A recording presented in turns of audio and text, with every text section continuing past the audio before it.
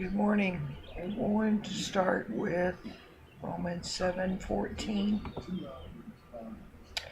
For we know that the law is spiritual, but I am carnal, sold under sin.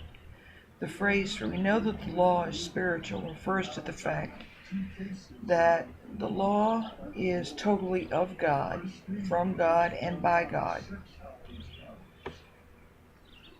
The word spiritual in the Greek is pneumatikos and means non-carnal, not of man. In other words, of the Holy Spirit. The phrase, but I am carnal, sold under sin, refers to the fact that man within himself has no spirituality whatsoever. In other words, he is completely void of spiritual or divine nature.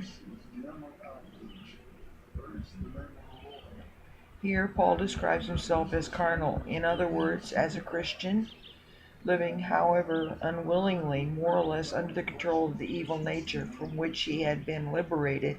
However, he is back under its control because he is living under law instead of grace. To be sure, it was done in ignorance, but the results were the same. As such, he is sold as a slave under sin. The word sold in the Greek is piprasko, and means sin has foreclosed the mortgage and owns its slave. Many may read this and claim that such is impossible respecting a believer. However, not only is it possible, but in fact the problem is pandemic throughout the Christian world. I think the description as given to us here by Paul tells us that unless the believer knows and understands what Christ has actually done for him and how he figures into the entirety of that great act at Calvary and the resurrection, that it is inevitable that it conclude exactly as Paul describes here. There is no other alternative.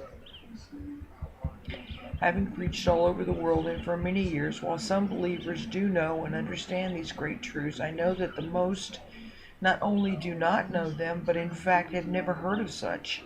So if that is true, and it is, then one can readily see how serious this problem actually is. Jesus said, and ye shall know the truth, and the truth shall make you free. That's in John 8:32. However, I might quickly add, it is only the truth that one knows which will make one free. Truth which is not known, which is the case with most Christians, has no effect whatsoever.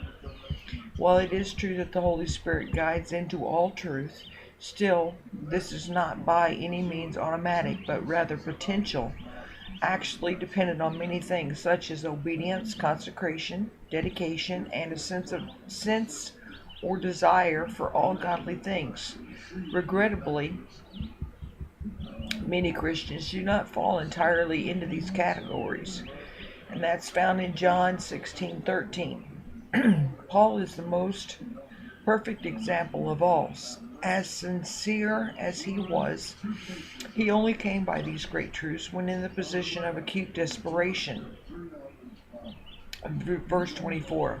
Regrettably, it takes the same for most other believers as well.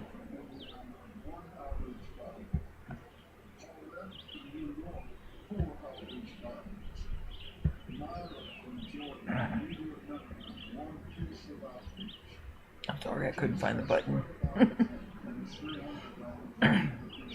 Have a good day.